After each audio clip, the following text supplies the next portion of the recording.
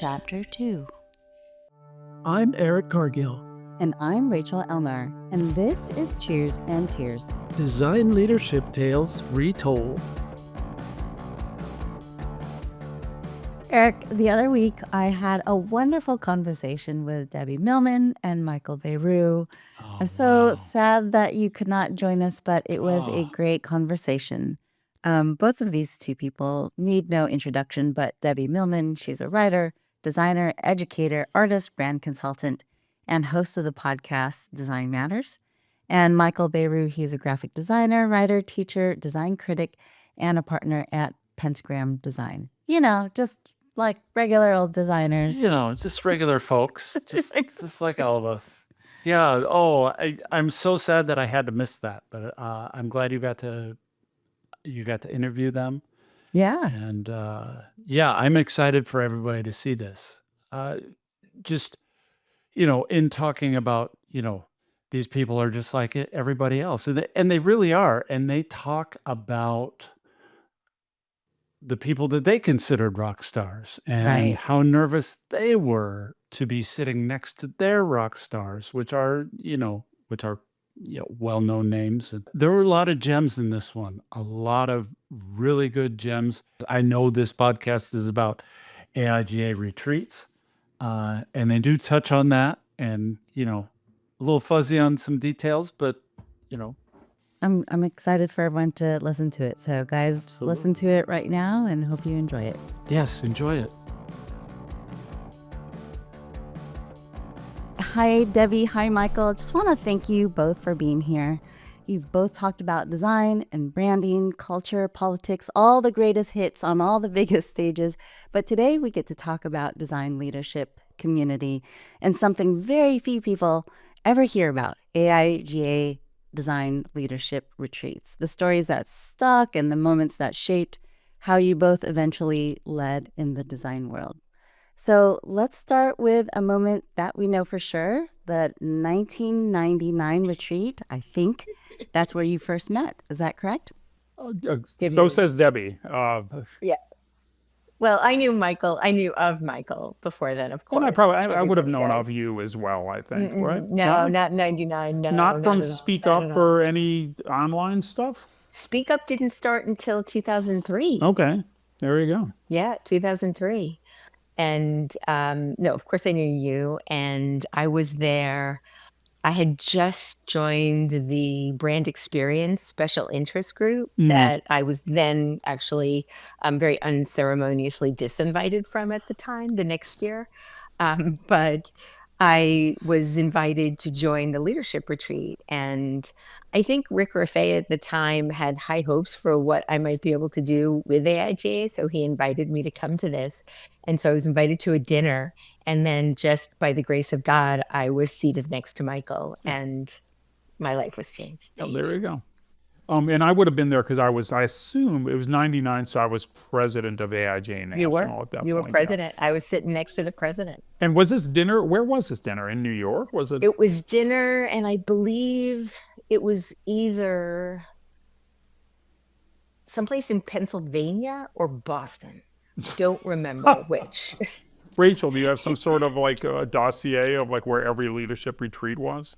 I do, and it is community built on LinkedIn. So right now I have 1999 is listed as Baltimore. We don't have any confirmation of it. Yes, Yeah, it was it's just- Baltimore. Yes. Yeah, somewhere along. Yeah, no, it was very much Amtrak. It was the Acela route. Yeah, so it was either Washington, Baltimore, Philadelphia, New York, or Boston. So we narrowed it down, and Rachel brought it home. Thanks, Rachel. It was Baltimore. Thank Yeah, you. that sounds about right. Yeah. So what was the vibe of the retreat overall? Can you tell me a little bit about the people and the energy, the tone of the conversations? How many people were at the retreat? I think there were several hundred because it was all the AIGA chapter presidents and whatnot. This was my first ever. This was my first ever retreat. I had never been to an AIGA sort of national retreat before. I saw Michael and met Michael, but you know who else I saw from a distance who I'd never met, who was also just like personal hero, was Emily Oberman. She was there. I saw her some morning and she still had wet hair. And I thought she was like the sexiest woman I'd ever seen in my life. And now, 20, I don't know, almost 30 years later, she's my ride or die. So there you have Yeah. it. Me too. Me too. Yep. Yeah. So so this probably would have been. I went to the 10 plus years before. I was at the very first leadership retreat. I'm not sure if it was so called then, but the very first time they convened representatives from all the chapters was in 1988 in Minnesota. Yes. And I would have gone there because I believe I was probably the new president of AIGA's New York chapter at that point. When I was I think maybe the third president of the chapter, third or fourth president of the chapter, I think, because the chapter had just started in the early 80s. So it was like one of the first chapters that was put in place. And I remember that one I remember extremely well because it was just so unprecedented. And it was, Rick Raffay's predecessor, Carolyn Hightower. It had a lot of national board members there who at that point included like Milton Glaser. They were like, real, I'm a little bit older than you, Debbie, but I was having the same, oh my God, sort of, breathing the same air as my design heroes in those days. Exactly. And all of this, 88 to 99 saw, sort of the invention of the internet and sort of this kind of weaving together of culture online that, that in the 80s was like, it wasn't possible at all. The only contact you would have with people like this were going to be basically analog face-to-face encounters in those days, I think design culture was built on things like judging competitions, design conferences, speaking engagements, and to the degree you had the energy to get involved with those things, you could go out and meet people. But then otherwise, in the 70s when I was in college into the 80s when I was first working in a real job, it was all just basically, plastic cups of white wine and kind of, that sort of thing, right? So even though, I think I may have spoken to Milton Glaser before that in some kind of encounter in New York City at like what would have been AIGA's national headquarters up on 3rd Avenue at that point. But, to kind of like feel like you were in this, remote place in snowbound Minnesota. I don't know how snowbound it would have been at that time of year, but in remote Minnesota, Spring Hill, Minnesota, it was sort of, it was quite the thing. April Greiman was there. I remember sort of like, it was really like a startling turnout for that. And like still finding its way to a certain degree. Why do we have chapters? Why is it necessary to meet like this, et cetera, et cetera? So I have to actually correct the record because Michael and I actually met it wasn't in Baltimore because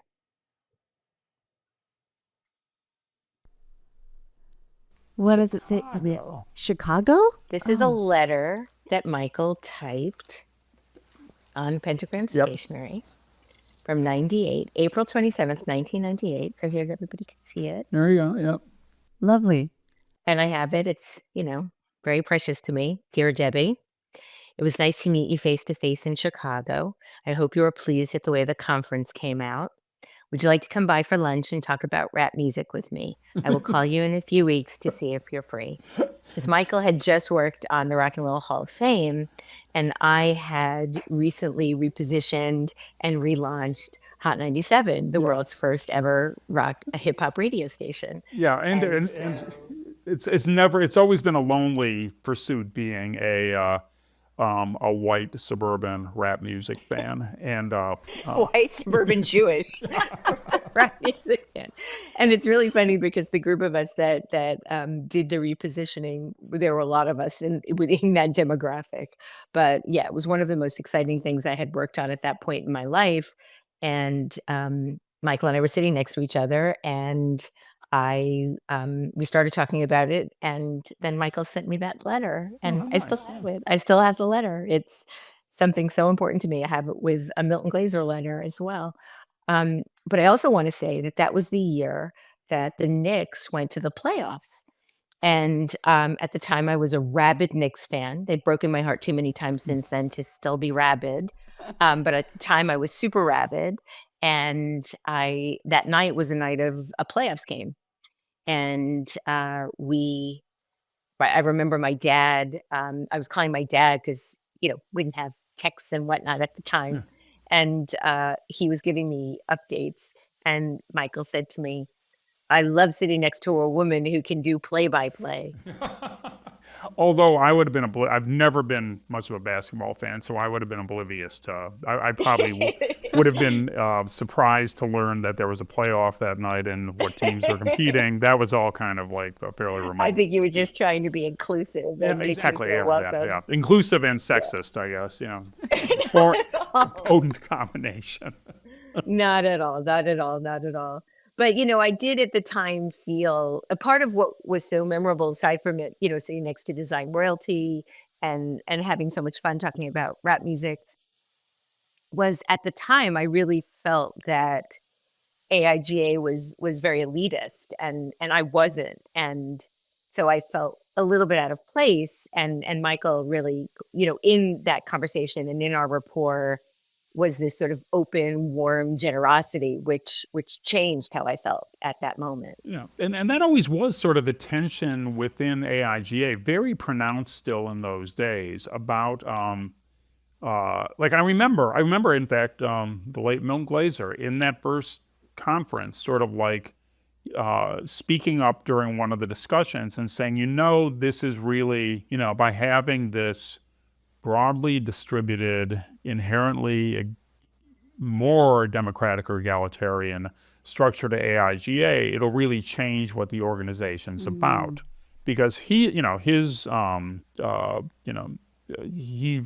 definitely out of the world of a New York centric, being involved in leadership at AIGA meant not just merely that you were energetic and prepared to be generous with your time, but you sort of had to be a quote unquote good designer. It was sort of like an affirmation that you were, that you were Hall of Fame material in a way. If you sort of look at the leadership, it's not always true. It's always, you'll always see these black and white portraits of white guys in skinny ties who are like judging AIGA competitions in 1967. And Right. and there'll be 5 of them, and 4 of them will be, oh my God, it's Lou Dorsman, Herb Lou Ballin, Milton Glaser, and Saul Bass. Then the 5th one will be some paper company executive or something, So I think it's never quite always been like that. Nothing wrong with being a paper company executive, and there are so damn few of them now that they should not be criticized. But I think there was this, and he said, what AIGA stands for will if we go down this route, it'll be changed inherently, and it won't be able to position itself as, either, it won't be able to position itself as an arbiter of excellence, quote unquote. But the flip side of that was, nor would it kind of be seen as being a elite level gatekeeper as well, which I think is the implication that Debbie was talking about, and sort of, and I think it's going back and forth between those two things. There's been a lot of struggles, over the years about that I think are probably at this stage of the game so completely dissipated and diluted by online culture and the atomization of, the kinds of groups that any of us that any one person could identify with, that it sort of doesn't. There used to be it felt like there was a real binary in those days. There were people who were like really invested in AIGA and people who sort of, viewed it with, disinterest, if not outright contempt. It's I don't want to make any broad generalizations, but I think that at that time in particular, especially into the early 2000s when Speak Up and Design Observer first launched, I think that there was an intensity of feelings that were more about inclusive versus exclusive Yeah. than necessarily the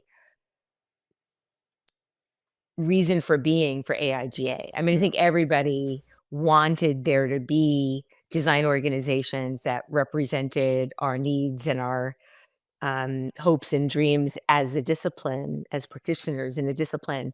And my guess is that more of the ruptures were about who was and who wasn't included than the overall positioning of AIGA as this force to represent Yeah, us. yeah.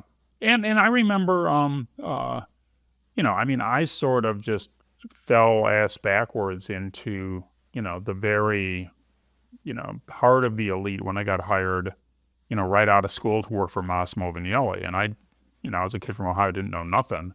And, suddenly I sort of had this, certification of, at least junior varsity kind of elite excellence because I was sweeping up in the back rooms of Vignelli Associates.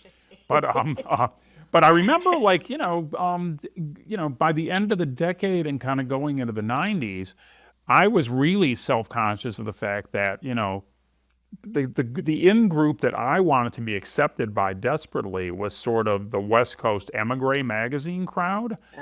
They seemed really cool to me, and I could tell that they just thought that Massimo Vignelli and the New York elite were just fuddy-duddies with their heads up their behinds, and were still to kind of like just be seen as being some third-rate disciple of one of these dinosaurs, whereas whereas all the action was really happening with at Cal Arts, and all of that just seemed like really cool. And what's funny was that temperamentally I always admired kind of what the editors of Emigre were doing in terms of the intellectual discourse in a way, which seemed impressive to me. I could never do that kind of design. It just sort of, anytime I even tried to do it in my off hours behind closed doors, it just was so half-hearted. I just was never good at that. I'm still not good at that. And so that kind of a desire to do that sort of design work was sort of remote for me, but I felt like I was kind of like,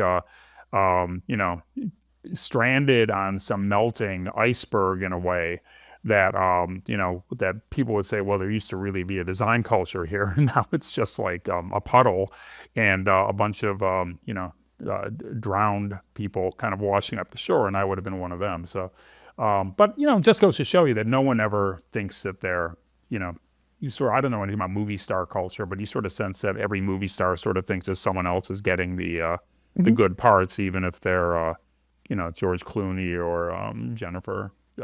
Isn't that interesting? Lawrence, yeah. I mean, they're all insecure. They all think that they're, hanging on by a thread. Yeah.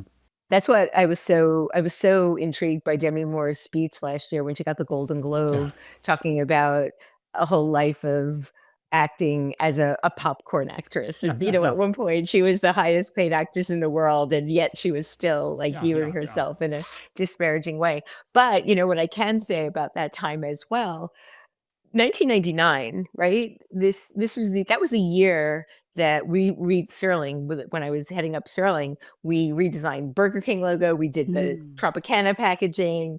And so if Michael felt sort of marginalized by the West Coast elite, you could only imagine how the New York elite was viewing traditional branding, which was why I ultimately got kicked out of the brand experience group, because quote unquote, my work was too traditional.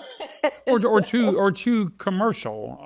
But that was the word. That was the reason. I was told it was too, but it was way too commercial. Yeah, but I remember even thinking by the time I landed at Pentagram, sort of thinking, well, it's one thing if you decide you're going to if you have an MFA, which I do not have, and you're going to start a independent practice and do small nonprofits and galleries and sort of tricky little catalogs for your, culturally specific friends, you can actually do a lot of really interesting design work. But then, if something of consequence comes along, like Citibank or MasterCard or Verizon or something, you either say, oh, I'm sorry, I'm going to wait for the nice little gallery to come along, or do something that actually has an effect on daily life that normal people will experience. And I think too often that's seen as being sort of like just a cash grab, I'm tired of working for peanuts for the little gallery. I'm going to work for the big corporation. It's like, I've never been paid enough to work for big corporations. Like, no matter, you earn every one of those pennies. Like, Oh, yeah. you keep thinking, wow, this is, I've never thought, wow, this, I don't like this, but wow, gee, I'm making a lot of money. What a blast. You sort of have to really approach it with the same level of, even a higher level of seriousness and ambition that you would any other project you would do.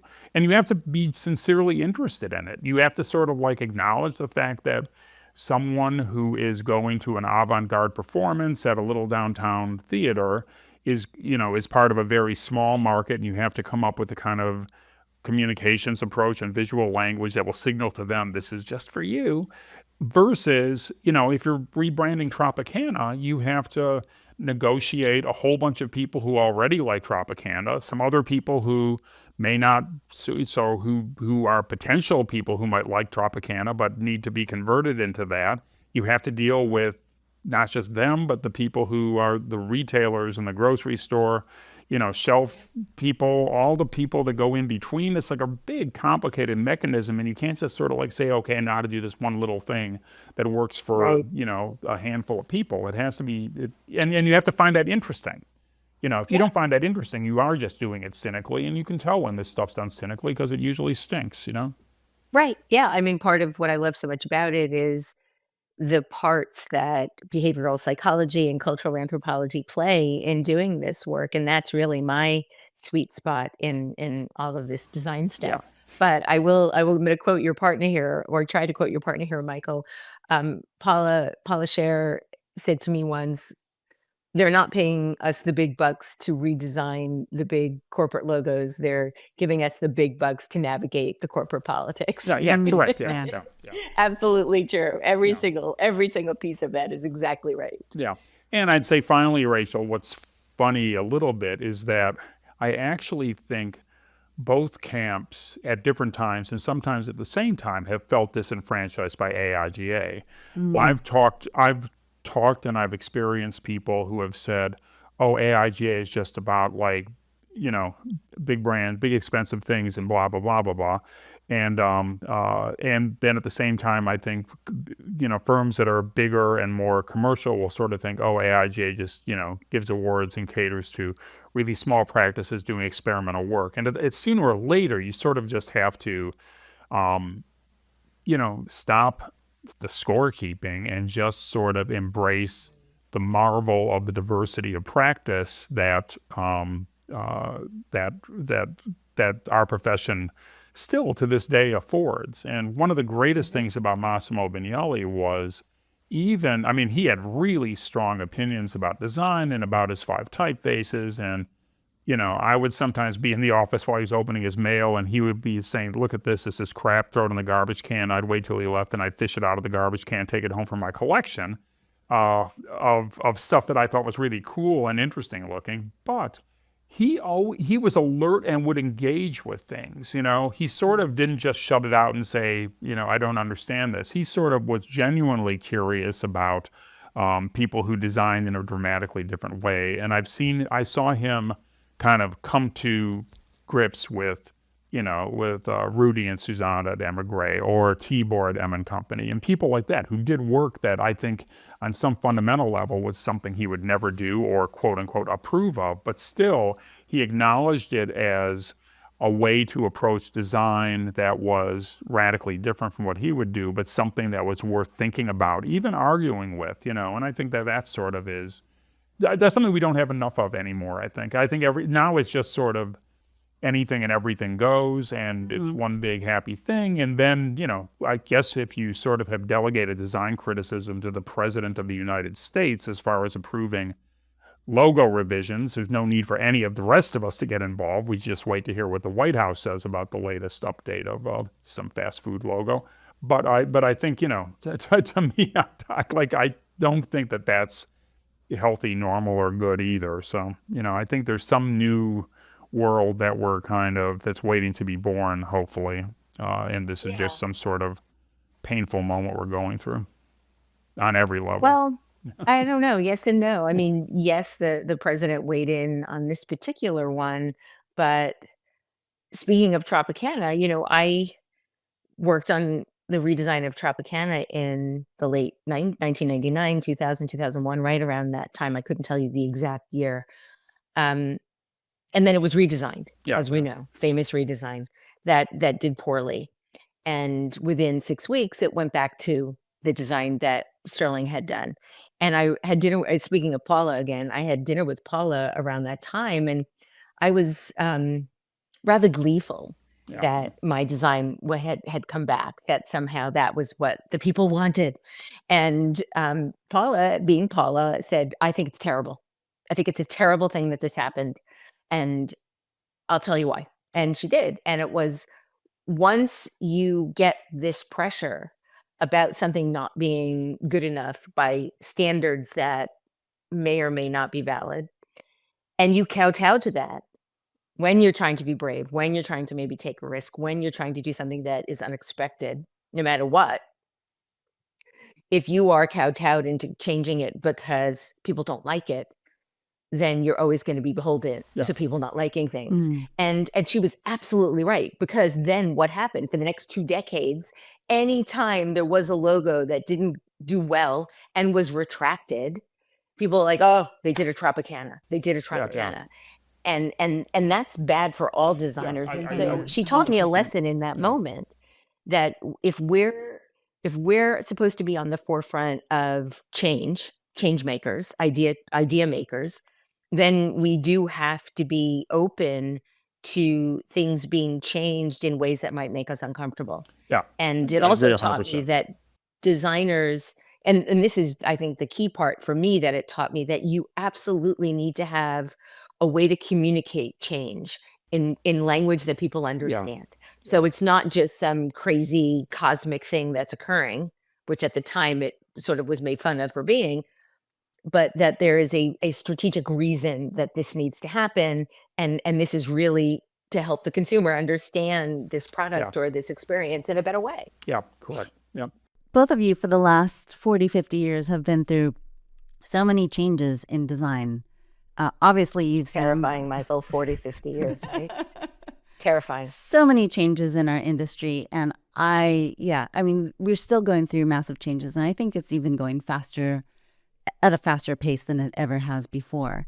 How has being part of AIGA helped you with this? Well, I really do feel that I would not have the career that I have without AIGA. As difficult as it was sort of onboarding into the AIGA world, that's also part of my history and experience, and something that I can reflect back on as something that really impacted how I view myself. And I would not have the career that I have. I likely wouldn't have had the podcast. I mean, I can't even think of my life without AIGA being a significant marker in all of it, in any level of success that I've achieved. Yeah, and I feel exactly the same way. It sort of is. And again, I'm not sure the endorsement that Debbie and I would give would ring the same way to someone who was my age when I first volunteered at the AIGA New York chapter to do a mixtape for the opening party, or to, whatever, which is what I did, actually. I sort of had a good record collection in a day where that was, pre-Spotify, when that actually counted for something. And I said, I'll do a cassette tape that's all songs about New York. I remember that really distinctly. And so it's everything from Living for the City by Stevie Wonder to I'll Take Manhattan by Ella Fitzgerald, Boogaloo Down Broadway by the fantastic Johnny C. I had all these I still remember that playlist pretty well, and the party pretty well. So that was like the mid '80s, and the people I would meet there, that's where I first met Paula Scher. That's where I first met Woody Pearl. I first met the people who would become my partners for the better part of 4 decades at Pentagram, right? That was only through AIGA. There was no other medium through which I could meet these people. Or I dare say even we would become aware of each other, through that channel as well. And I think so many people became aware of Debbie. So many people became aware of, it was sort of an amplifying or just kind of a communication channel at a time where there were no other ones. And so I think it was really, really significant in that regard. And it was there was a time where I think the role of both the leadership retreat, presumably, and certainly the AIJ conference has evolved. I mean, I was at the very first AIJ conference in '85, I think, in Boston, that was interrupted by a Hurricane Gloria. And then I missed the next one, but I kind of attended every single one of them up till this year is the first one I didn't go to.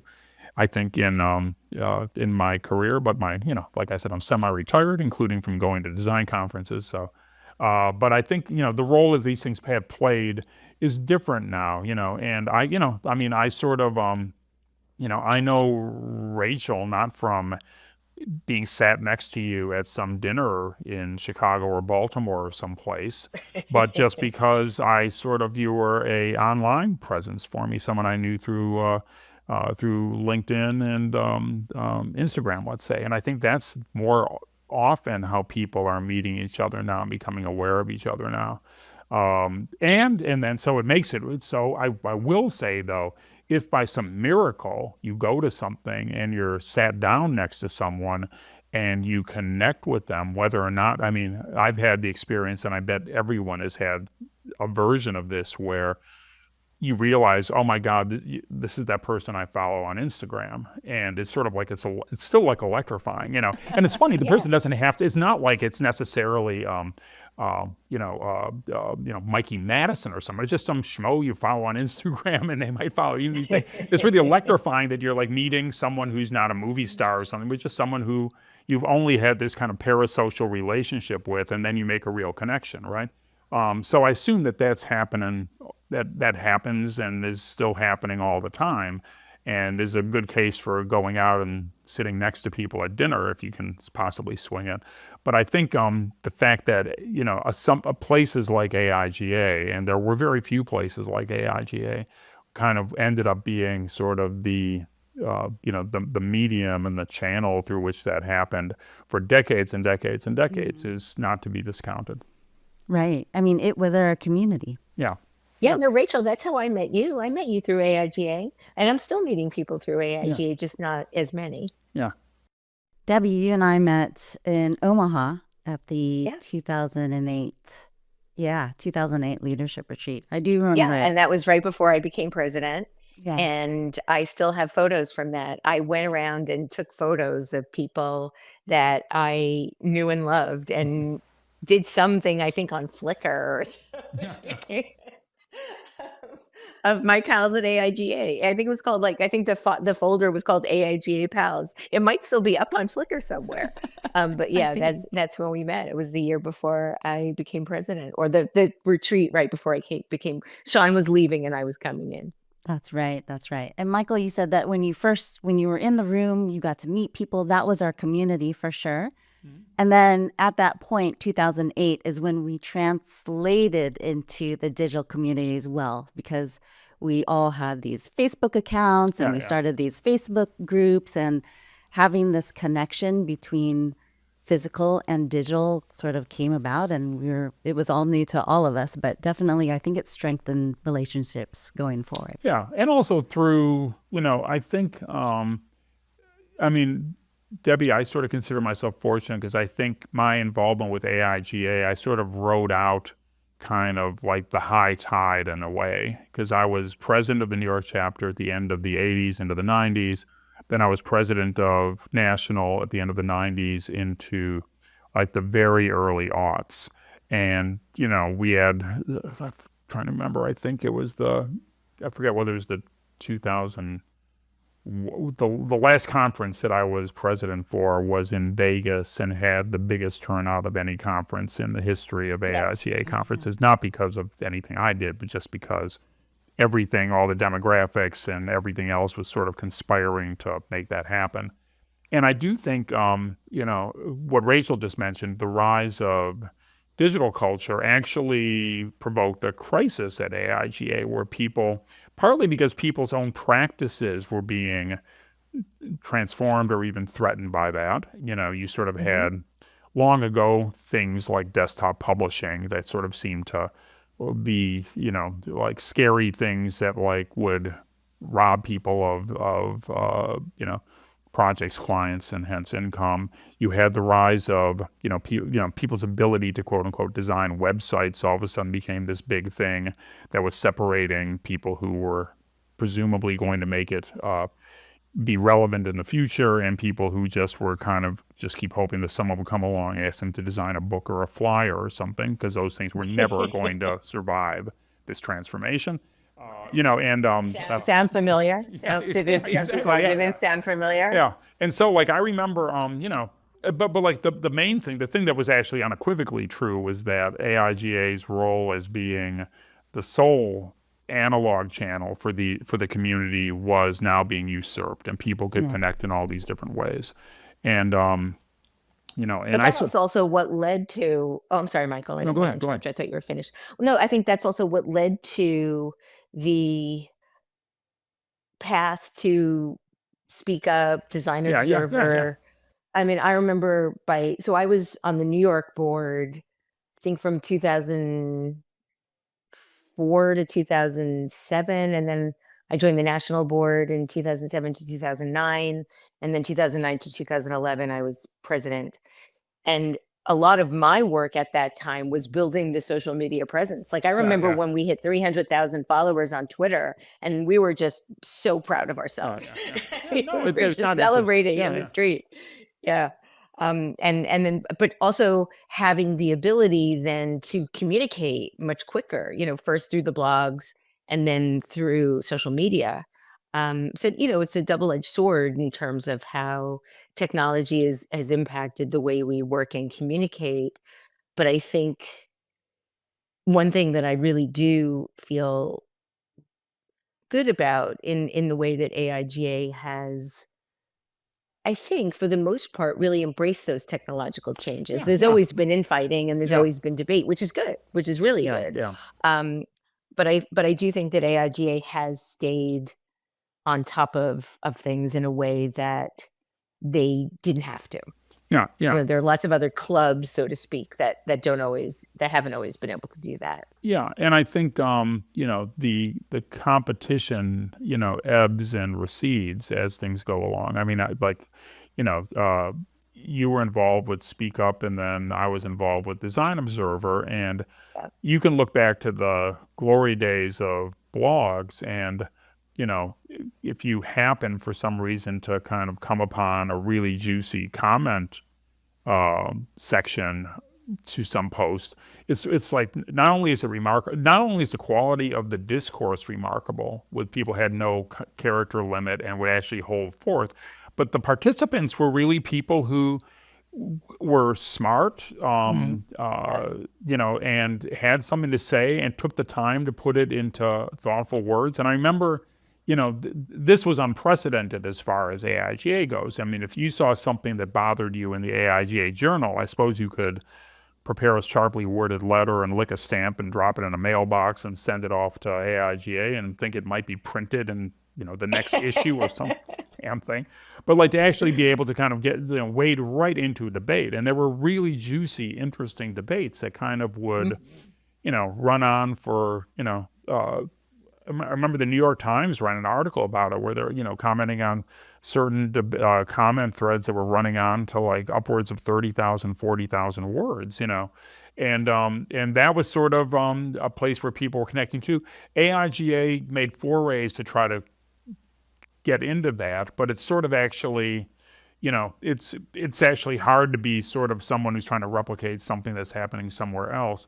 And I think it's sort of AIGA always has to figure out a place where it can kind of take its legacy that kind of gives it legitimacy and figure out how to deploy it in a way that's relevant to people today and responding to some legitimate need that's out there. And I think that's the trick. And I don't think AIGA always, hits the target or scores 100%, but the fact that it's still around and still relevant and also, at least so it seems to me, but I think speaking just for myself, I'm always conscious of the fact that I'm seeing these things from a very different stage of my life and, position in the profession.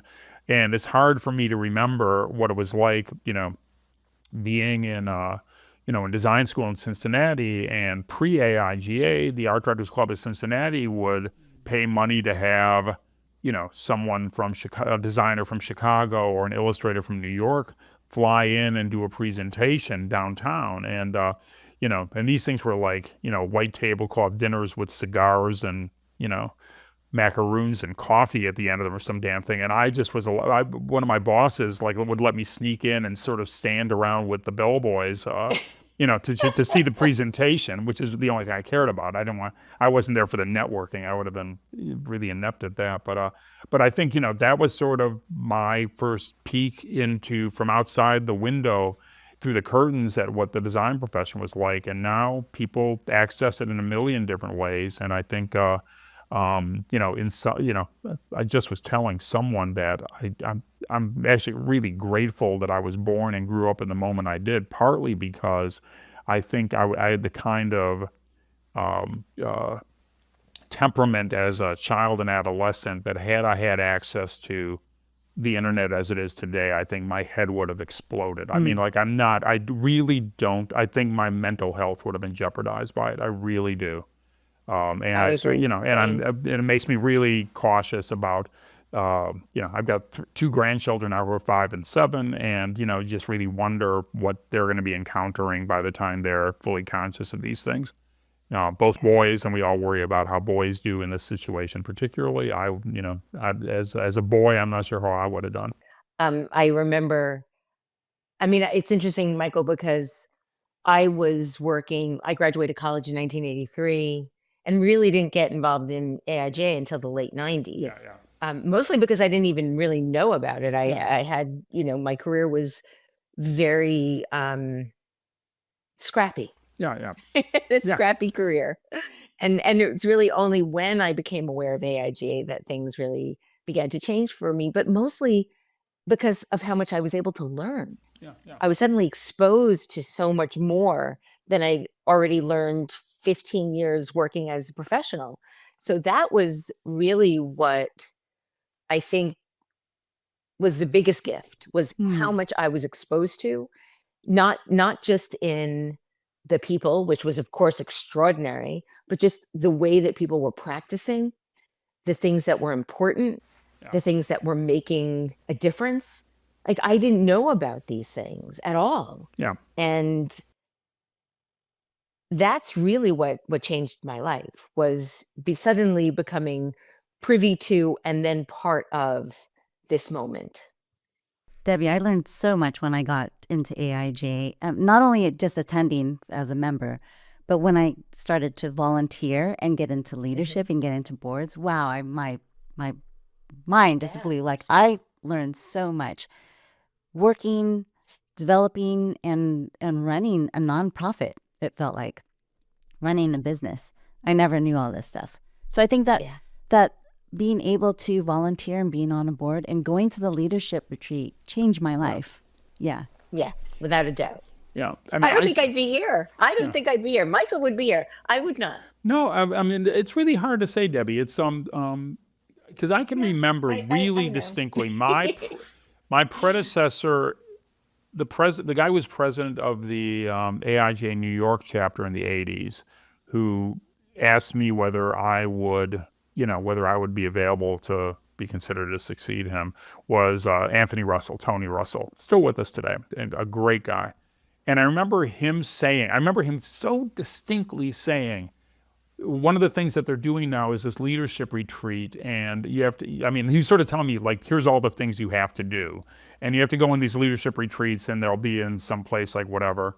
And he says, but they're amazing. He's sort of like, you go to these things and you think, what am I in for? And then you'll meet some fantastic guy from Kansas City, and he just ends up being a real delight. I believe he's talking about Bill Gardner specifically, that I met, who's still around, and so, I remember meeting Bill Gardner and thinking, oh, you're the guy from Kansas City who so impressed Anthony Russell. So, but I think that it also kind of really opens, I think in a way, weirdly, Debbie, I think I came at it from a very different position, but sort of ended up in a similar place, because it would have been easy for me to kind of just lock myself into this hermetic kind of Vignelli modernist world on 10th Avenue in New York. And I think participating in AIGA opens my eyes to so many different ways of practicing, so many different ways of kind of quote unquote being a designer in the world. And also kind of reinforced the reason that I got into design, which wasn't primarily or even mainly to express myself artistically, but I always thought that design was a fantastic way to participate in the world as a social construct. It was sort of a way to, the cliche I always use is, because it actually was my life, it's sort of like a way to be in the drama club without having to learn lines or embarrass yourself trying to sing or dance in front of an audience. You just design the poster, you go to the cast party, you hang out with these charismatic, 14, 15, 16-year-olds, would-be actors, and you sort of think, I'm in the middle of things, and you can do something that they can't do. You can design a poster, and they might be able to sing and dance, but like you did the thing that put the asses in the seats, And so I remember thinking, and this was when it was hard to figure out what that was called, actually. And I remember thinking, if I could do this for a living, I'd be happy, And ever since then, that's sort of what's motivated me. It's not so much, sure, it's great to sort of see your work out there in the world, but it's also all the things you do running up to it involves meeting people who are different from you and kind of like being curious about them and expanding your own consciousness about all the different ways that the world can work, both as a designer, as a citizen, as just a human being. So I have just one last question as we're wrapping up here. There are design leaders who are still running chapters, right? AIGA is still going strong. They do have, as we talked about, so many communities that they are in competition with, right? Online communities and in-person communities. But if you could hand one design leadership lesson from your early years to the next generation of chapter leaders, what would it be? No.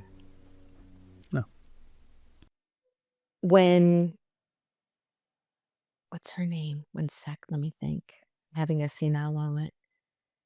Sandra Bullock won the Oscar for the movie that she was in that year. She made a really charming speech about how she knew that people had looked down on her for the movies that she'd been in. But she kept persevering, and they finally gave her this award for never giving up.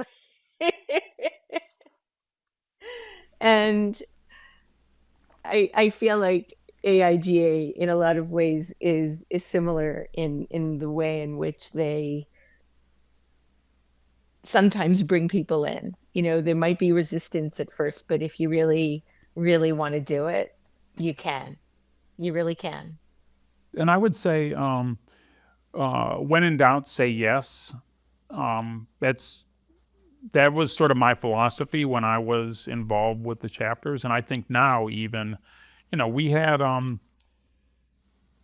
book launch at Pentagram last week that had a big crowd turned out for it, and it was like very much the kind of crowd that an AIGA chapter would have liked to have seen, and I don't think we it was for Georgia Luby's new book, and we just kind of like sent out some invites and kind of had some light publicity online. Had a standing room only crowd for it,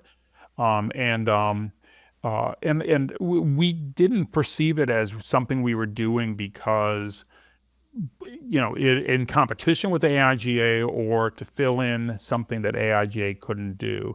I think, and Stacy was there actually, the executive director of the AIGA New York chapter. She's one of the attendees. And so I just think it's, the design community is the design community. And the more broadly you can define it, the more healthy it is. And if you want to fence off a part of it and say, this is the design community, but the smaller part of it is AIGA, give that a try, but I think that's a losing proposition. I think the idea is to sort of just say yes to partnerships, say yes to participation, say yes to where you're willing to go and who you're willing to let in, and I think all those things just make things healthier, more vital, more exciting, right? And it sort of is. Debbie, I remember that was your philosophy when you were president. You sort of had this thing where you wanted to visit every one of the chapters, I believe. Yeah. And at the time, 66 chapters. And I had the don't know same. how many there are now. I had the same thing where it was. I remember to my long-suffering wife Dorothy's exasperation, I'd sort of made this commitment that if anyone asked me to kind of visit a chapter, I would say yes. Absolutely. And I still do. I still do. Honestly, I still do. That's how committed I am to AIGA. Yeah. I'll go to any chapter. I've been to, it was amazing. The South Dakota chapter, the Hawaii chapter, the Alaska chapter. Yeah. And it was an honor to do that. Yeah. It was an absolute honor to do that. There were, I think, 5 chapters in Florida and another 5 in Texas and then 5 in California. But it was amazing. And I was lucky at the time to be able to do that too. My day job gave me that flexibility. And part of what I wanted to do, part of the reason I did that was because I did want everyone to feel welcome and included. And because there was that moment where I felt excluded, I wanted to obliterate that sentiment within the organization as best I could.